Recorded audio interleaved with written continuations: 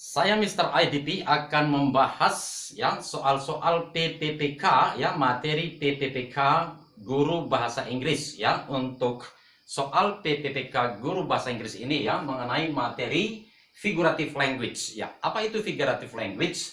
Anytime your writing goes beyond the actual meaning of your words ya, it means you are using figurative language ya.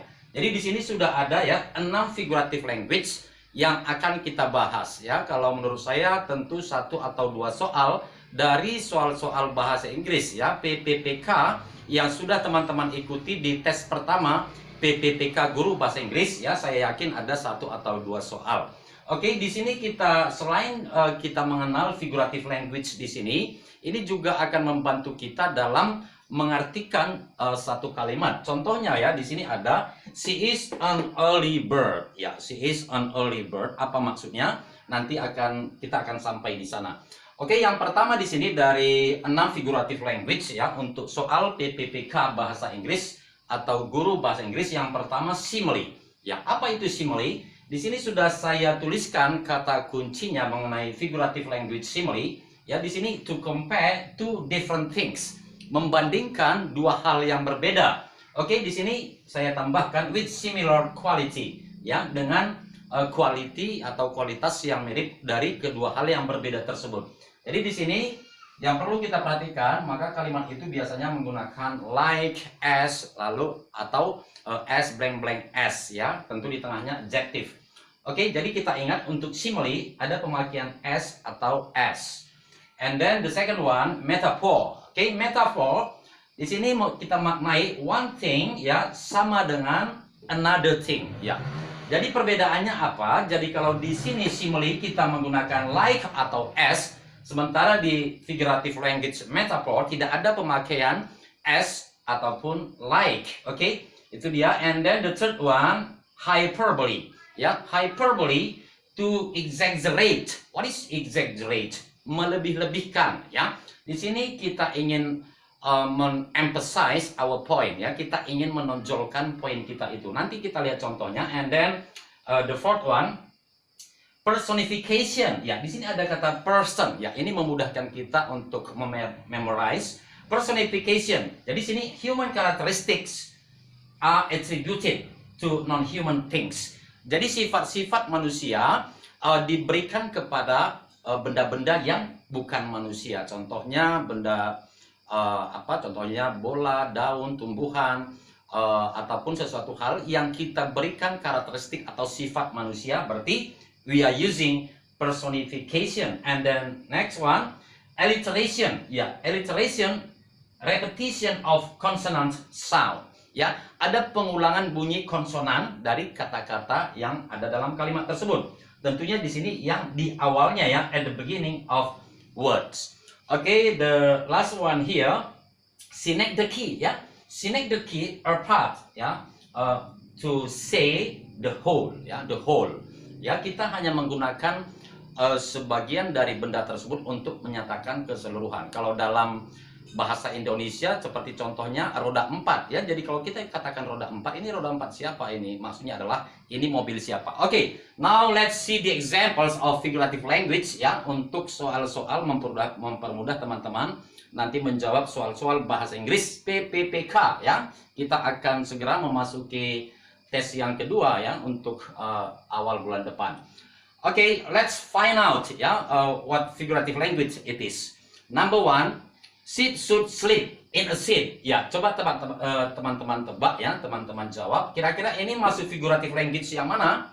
Ya, di sini domba-domba sebaiknya tidur in a shed ya. Maaf ya, ini dibaca a shed ya. Domba-domba harus tidur di kandang. Ya, jadi dari sini kita lihat alliteration, repetition of consonant sound ya. Jadi ada bunyi konsonan yang sama at the beginning of the words. Jadi ini masuk dalam alliteration ya. Alliteration kita buat simbolnya A ya, alliteration. Oke, the second one. This bag weighs a ton. Ya, tas ini beratnya 1 ton. Jadi kalau tas itu tidak mungkin beratnya 1 ton, teman-teman ya. Jadi kalau kontainer dia mungkin. Oke. Jadi di sini apa? Di sini adalah to exaggerate, ya, melebih-lebihkan, maka ini masuk dalam hyperbole. Okay, and then the next one, number 3, I'm busy like a bee. I'm busy like a bee. Di sini ada penggunaan kata like, ya.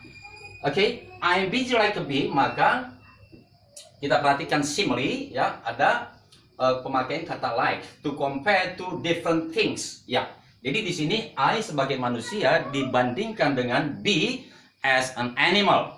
Oke, lalu ada pemakaian like, maka ini masuk dalam, ya, like simile. Oke, di sini masuk dalam kategori figurative language simile. And then the fourth one, ya. Jadi untuk 4 dan 5 ini kita lewatkan dulu, ya. Oke, and then number 6, you are a couch potato. Ya, you are a couch potato. Di sini ada yang menjadi kata kuncinya adalah kamu adalah, berarti menyamakan dua hal yang berbeda. Ya, di sini manusia, di sini ada potato, ya, kentang, kentang sofa. Couch is a sofa, ya. It's just the same with the sofa. Okay, so here one thing, ya, sama dengan another thing. Maka di sini you are a couch potato masuk dalam metaphor, ya. Oke, apa makna sebenarnya dari you are a couch potato? Maksud saya apa yang sebenarnya ingin disampaikan oleh pembicara di sini? Couch potato adalah kentang yang berada di sofa, ya. Jadi kalau kebiasaan orang luar, ya, mereka menonton TV contohnya sambil makan kentang. Jadi apa maksudnya sini? You are a lazy man, ya, atau you are a lazy person. Itu maksudnya, ya. Kalau ada orang yang mengatakan you are a couch potato, berarti mereka sedang mengkritik kita sebagai seorang pemalas. And then the next one, I'm very happy I could eat a horse. Ya, I could eat a horse. Di sini dikatakan aku bisa memakan seekor kuda. Jadi untuk nomor 7 ini di sini lagi to exaggerate, melebih-lebihkan. Ya, jadi sebenarnya di sini kita katakan, ya, I'm very hungry. Ya, itu hanya itu yang ingin ditekankan, ya, to emphasize the point. Okay, so here hyperbole, and then you are couch potato tadi metaphor, ya, ini am. Okay, and then number 8, the smell of muffin welcomed us. Ya, jadi di sini bau, ya, bau dari muffin. Muffin is a cake, ya, kue. Jadi di sini muffin itu menyambut kita, ya. Jadi di sini menyambut itu biasanya dilakukan oleh manusia, tetapi diberikan kepada muffin. Oke, jadi di sini adalah personification, ya, memberikan sifat-sifat manusia kepada yang bukan manusia. Oke, jadi nomor 8 adalah personification, and then number 9, ya, please guess what figurative language it is.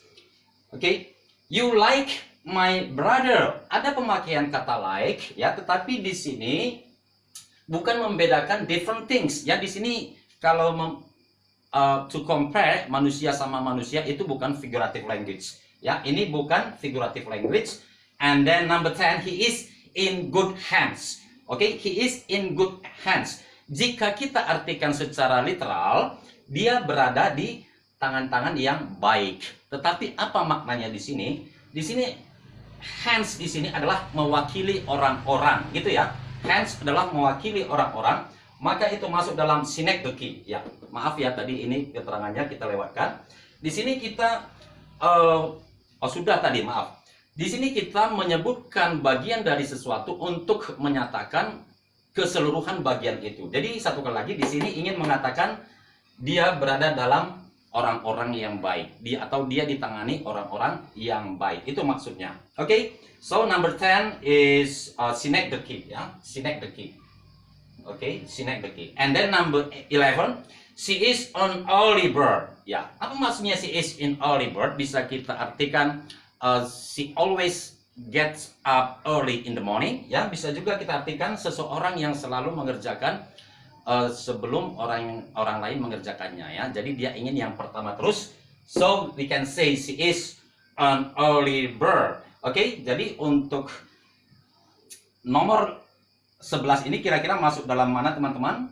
Ya, di sini adalah metaphor. Karena dia bukan burung, ya, tetapi kita anggap dia burung. Oke, this is metaphor. Oke, sekarang saya berikan kesempatan kepada teman-teman untuk nomor 4 dan 5. Silahkan beri jawaban teman-teman, ketik di kolom komentar. Demikian ya mengenai soal-soal ya atau materi soal P3K untuk guru bahasa Inggris yang bisa saya sampaikan kepada teman-teman. Semoga bermanfaat. Sampai bertemu di video saya selanjutnya.